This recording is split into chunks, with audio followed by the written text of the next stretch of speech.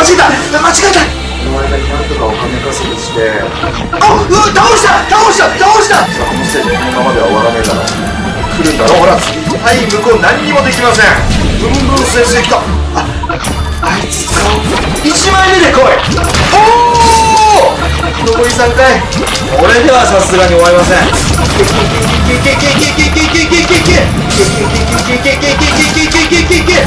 こんな難しいか。これでどうかな。もう一丁。おお、残り2回。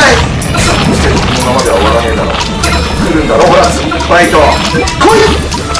さあ来い。よしよしよし。確かにちょっと HP は少ないですけど、生産がね早いんで、どんどん倒されてもどんどん生産できるんですね。はい、オッケーオッケーオッケー。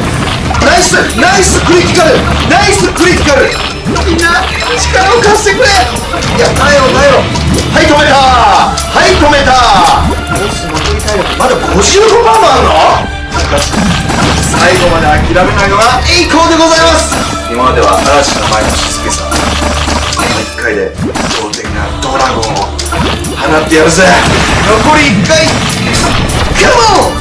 生産のスピードが速い速い。残り1分しかない。残り1分しかない。さすがに出ねえよな。はい、止めるよ。はい、止めるよ。もう1回あるよね。もう1回あるよね。もう1回あるよね。来い。やったー。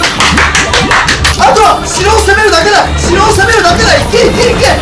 俺のニャンコたち、いけいけいけいけ。全員で倒せ。全員で倒せ。